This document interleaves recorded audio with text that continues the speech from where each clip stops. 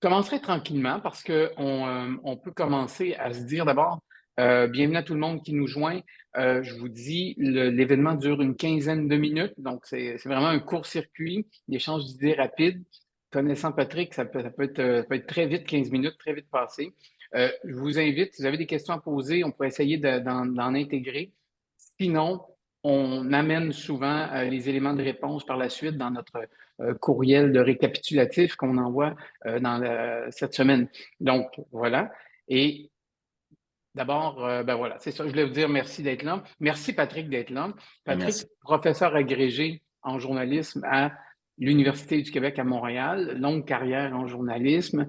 Je voudrais la résumer en passant par l'agence QMI que tu as fondée, en passant par Reuters où je t'ai connu. La première personne humaine que j'ai vue travailler chez Reuters, puis j'ai toujours pensé que c'était des journalistes à l'étranger. Je me demandais même s'ils existaient. Puis là, j'ai vu un gars avec une carte d'affaires marquée Reuters. C'était Patrick White. Donc, ça m'a toujours impressionné. Je l'ai encore, d'ailleurs. Et donc, ça m'amène dans le vif du sujet. C'est vraiment des humains qui font nos médias. Et les médias ont l'air les mêmes aujourd'hui qu'avant. On lit les mêmes nouvelles sur les mêmes sujets. Mais donc, est-ce que l'intelligence artificielle, on en parle? Est-ce que c'est déjà en action dans les salles de nouvelles? Ben, surtout dans les grands médias américains, français, britanniques. Au Canada, c'est uniquement les gros joueurs comme le Globe and Mail qui est dans le coup depuis plusieurs années. Ils ont déjà automatisé la page d'accueil avec un robot qui s'appelle Sophia, mais il y a des êtres humains qui interviennent constamment. À la presse canadienne, on a un système d'intelligence artificielle avec Google Translation Premium qui traduit les dépêches de l'Associated Press et de la Canadian Press en français, mais encore là, ça prend une vingtaine de minutes pour débosser ces traductions-là. Puis dans les grosses Ah oui. agences, AFP, Reuters, Bloomberg et compagnie, eux, ça fait une dizaine d'années qu'ils ont ces logiciels-là pour faire des textes de 5 paragraphes à partir des résultats sportifs, faire des textes de 5, 6 paragraphes sur les résultats trimestriels des compagnies cotées en bourse. Et à la presse canadienne, on a des textes automatisés pour les soirées électorales, les résultats de Statistique Canada, les décisions de la Banque du Canada. Donc, ça existe, oui. Du côté de Cube Radio, depuis quelques semaines, quelques mois, il y a des résumés de 5 paragraphes, des extraits audio des émissions de Cube Ah Radio. oui. Bien, oui, c'est bien indiqué que c'est un résumé. En général, c'est 5, 6 paragraphes sans plus. Du côté de Radio-Canada, ils s'en servent un peu pour le titrage. Dans les salles de rédaction, c'est beaucoup pour les transcriptions des entrevues audio et vidéo en texte. Ça fonctionne très, très bien avec l'application MyGoodTape. Donc, c'est vraiment un rôle d'assistant, finalement, qu'on demande à ces programmes-là d'intelligence artificielle. Et il n'y a rien qui est diffusé sans l'intervention d'un être humain pour évidemment vérifier toute l'information avant que ce soit diffusé. Donc, c'est encore Oui. marginal, mais c'est un assistant qui remplace pas le travail d'un journaliste. Non, parce que c'est effectivement la confiance que le public porte dans les médias, c'est parce qu'il y a un aspect éthique, puis il y a un aspect de corroboration des faits qui est fait par des humains. Tout le monde sait que les humains se trompent beaucoup moins, donc, mais quand même, c'est vérifié par des humains. Et ce qui m'amène cette automatisation-là de la rédaction dans certains secteurs, les résumés, comme vous dites, ou les résultats sportifs, là, vous nous dites, ça fait peut-être même 10 ans qu'on en lit, puis on ne sait même pas que c'est l'intelligence artificielle qui nous les propose. Donc, c'est une chose, mais je me dis, est-ce que ça risque quand même, à un moment donné, d'affecter, ou de, pas nécessairement d'affecter, mais de changer la manière dont on produit les vraies nouvelles, entre guillemets, les nouvelles d'actualité? Nos journalistes qui sont au front là, pour Oui. couvrir les grèves et tout ça. Donc, est-ce que ça pourrait changer? Les journalistes qui sont en Palestine en ce moment, donc, est-ce que ça pourrait les soutenir dans la production de nouvelles à un moment donné, de vidéos ou de Pour la textes? recherche, le montage vidéo est beaucoup plus facile, le Oui, montage audio aussi. Mais oui, la réalité, c'est que c'est des tâches routinières qui peuvent être automatisées. Là, on parle des scores de sport, des statistiques de oui. sport, les, les, Toujours euh, les mêmes équipes. les rapports de la police quotidiens sur les accidents ou les décès sur les routes. On pourrait automatiser la pollution en temps réel avec des articles en fonction de ce qu'on reçoit d'Environnement Canada. En Floride, il y a des articles sur les prix de l'immobilier qui sortent tous les jours dans le Miami Herald. Le Los Angeles Times, eux autres, c'est des alertes pour les tremblements de terre à chaque fois qu'il y a une information qui rentre des séismologues. Ça s'en va directement sur le compte Twitter du LA Times. Donc oui, ça se fait. Et aussi, on a des logiciels pour aider à mieux gérer le paywall. Alors, si on voit que tu Ouais. reviens souvent sur le site du Globe and Mail ou du Devoir ou du New York Times, le paywall, le mur payant va s'adapter, va t'envoyer des rappels par courriel pour évidemment t'amener à t'abonner ou non, ou à renouveler un abonnement ou que tu as oublié ou que tu as laissé tomber. Et pour le Globe and Mail, ils sont allés chercher 170 000 abonnés avec ce système-là. Puis le New York Times, c'est 10 millions d'abonnés maintenant. Et ils ont annoncé cette semaine qu'ils ont raffiné la manière d'utiliser l'intelligence artificielle pour la personnalisation des nouvelles sur les pages d'accueil des médias. Alors, c'est ce qu'on va voir, mais sur le terrain, dans une manif, c'est l'être humain qui continue pour le moment à faire ce genre de Oui. travail-là, qui ne peut pas être fait par un robot, évidemment. Là. Donc, ça sert pas seulement pour les nouvelles, mais aussi pour la promotion du journal, pour maintenir en vie le média financièrement en étant plus performant point de vue marketing. C'est intéressant parce que c'est un autre aspect qu'on oublie que l'intelligence artificielle nous permet de faire. Et Oui. puis, ça me fait penser, vous me faites cheminer parce que ça veut dire que ceux qui produisent ceux qui sont au cœur de la nouvelle, par exemple les policiers, pourraient utiliser l'intelligence artificielle pour diffuser des informations sur des faits divers ou des choses qui sont passées, puis il peut avoir nécessairement une information à la main, mais clairement une information automatique sur certains faits. C'est intéressant, puis c'est inquiétant aussi parce qu'on pourrait nous informer plus sur certains faits que d'autres. Donc, ça m'amène à dire, il y a quand même des risques avec l'intelligence artificielle. J'en nomme un, mais il y en a d'autres. Est-ce qu'il y en a qui vous viennent à l'idée spontanément? Si vous aviez à identifier seulement un, ce serait lequel? Ben, il y a la désinformation, par exemple, qui se fait à partir de Oui, faux sites de nouvelles qui ont été créés de toutes pièces par ChatGPT ou d'autres logiciels depuis un an.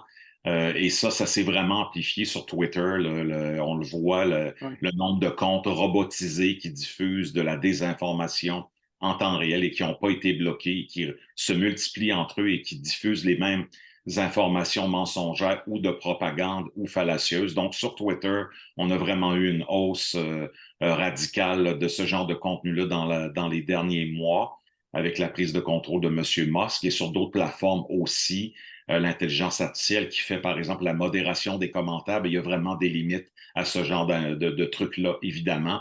Donc, on va toujours avoir besoin d'êtres humains pour modérer des commentaires, mais quand il y a 1000 commentaires sur un commentaire, oui, c'est vrai que l'intelligence artificielle peut faire le ménage un peu en éliminant les commentaires où les gens sacrent, où les gens s'insultent, puis où on revient sur des vieux refrains propagandistes ou complotistes, par exemple.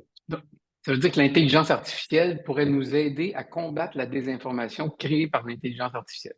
C'est Ben, quand même. ça pourrait nous permettre de détecter plus facilement les fausses vidéos, ce qu'on appelle les deepfakes, Oui, oui, ça, oui. les entrevues où la voix est modifiée, détecter rapidement une photo qui date de 2005, mais qui est présentée comme étant de 2023 dans le conflit Israël-Hamas. Donc, de ce point de vue-là, oui, ça peut aider les journalistes qui font de la vérification de faits, ce qu'on appelle le fact-checking, et dans les grands médias comme l'AFP, Reuters, et ici au Québec, la plupart des grands médias ont des équipes de fact-checking. Et la vérification des faits, de toute façon, c'est la base du travail des journalistes. Là. Ben, oui, ben justement, parlant de ça, en 2050, disons, quand je vais vous rejoindre à San Francisco pour jouer au golf, c'est quoi le scénario le plus probable qui va s'être passé dans les médias? Quand on va lire les nouvelles, est-ce que les médias vont être supervisés par des humains produits par l'intelligence artificielle ou plutôt c'est l'intelligence artificielle qui va diriger un peu le choix des nouvelles pour les humains? Puis je le nomme parce que dans les revues, par exemple, de mode, on va s'intéresser à ce que le public va chercher le plus, mettons sur Google, etc. Puis on va commander des articles en fonction de ce qu'on pense que notre public veut entendre selon les recherches. Et là, je me dis, bon, mais est-ce qu'à un moment donné, l'intelligence artificielle va nous dire qu'est-ce qu'on a besoin de savoir? On va choisir pour nous. Ben, 2050, c'est vraiment impossible de voir où est-ce qu'on va être. On a de la difficulté à imaginer, il y a un an que ChatGPT arrivait à peine. Donc, C'est les vrai. changements vont trop vite. On savait en 95, quand le World Wide Web est arrivé, que ça allait bouleverser les tendances, mais il y a beaucoup de gens qui y croyaient pas. Mais ce qui est sûr, moi, je pense que l'être humain va demeurer au cœur du processus. Oui. En ce moment, on pense qu'il y a uniquement 15% des tâches routinières des journalistes qui pourraient être réalisées par ces programmes-là. C'est loin d'être parfait, mais là, ChatGPT Ah 5 oui? s'en vient bientôt, ça avance très, très vite. Il y a la technologie blockchain qui se développe aussi à vitesse grand V, qui pourrait être d'une grande aide en journalisme pour protéger la propriété intellectuelle et l'enjeu de la propriété intellectuelle des photos en particulier, puis des vidéos, puis des archives. Ça va devenir majeur, mais moi, je pense pas que c'est un robot qui va dessiner les tendances ou qui va prendre des décisions pour le contenu qui va aller en. Non, l'IA est là pour être un assistant et de toute façon, la plupart des médias, pour le moment, n'ont pas l'argent, n'ont pas l'équipe, n'ont pas l'expertise pour l'utiliser. Et c'est là qu'on va devoir travailler main dans la main avec les universités, les médias labs, puis les plus grands médias et peut-être de l'argent du gouvernement pour investir davantage parce qu'encore aujourd'hui, c'est assez marginal dans les salles de rédaction au Québec. En tout cas, c'est sûr qu'on a l'impression, la perception, c'est qu'on n'a pas vraiment l'expertise en ce moment pour Oui. aller de l'avant, à part les gros joueurs habituels là, comme Radio-Canada, le Globe and Mail, la presse canadienne ou des grands journaux à Toronto. Là. Oui, mais c'est ça, mais les très gros joueurs prennent de l'avance, puis les plus petits joueurs tirent de l'arrière. Puis ça c'est un véritable problème, encore plus dans notre société québécoise, qui est un peu à part du monde anglo-saxon. Ça nous rajoute cette couche-là de difficultés qui me, ce qui me préoccupe aussi, Patrick, je veux vous en parler, c'est que dans les nouvelles, on parle beaucoup de la production des nouvelles. On parle beaucoup du choix des nouvelles, mais admettons que les humains contrôlent le choix des nouvelles, continuent de dire voici ce qui est important pour nous. Et les humains continuent de produire ou en tout cas de superviser fortement le contenu qui est produit. Ce qui m'inquiète, c'est un peu la diffusion dans les médias. Est-ce que l'intelligence artificielle, dans une tierce partie, comme on l'a vu avec les réseaux sociaux, est-ce que ça va empirer un petit peu le phénomène d'écho des gens qui n'écoutent que les nouvelles qu'ils ont envie d'entendre, que les sujets qu'ils ont envie d'entendre? Puis on a une société qui tranquillement se désorganise parce que notre rôle de citoyen, il vient du fait qu'on est capable d'avoir accès à cette information-là. Et puis, est-ce que artificielle pourrait nous en priver sans vouloir le faire, peut-être? Ben oui, Ou est-ce qu'il y a un moyen?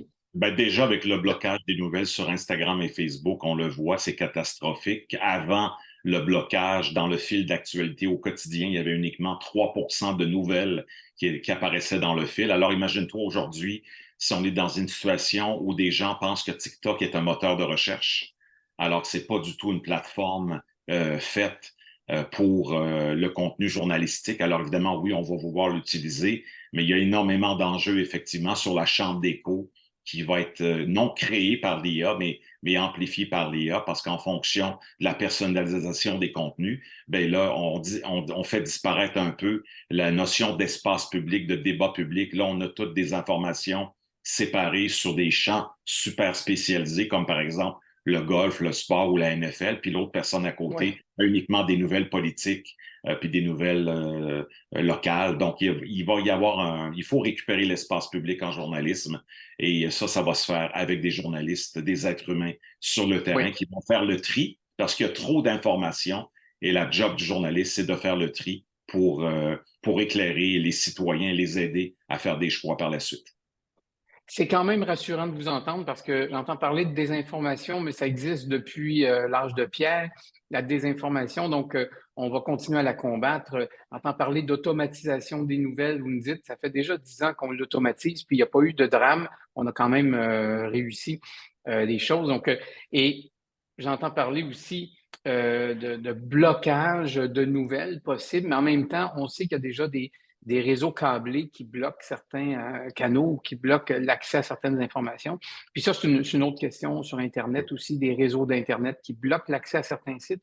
Donc, l'intelligence artificielle nous amène des défis qu'on a déjà rencontrés, qu'on a déjà relevés, puis qu'on va devoir continuer à relever, dans le fond. Si je me permets de le résumer comme ça. Mais je vous laisse là-dessus le mot de la fin.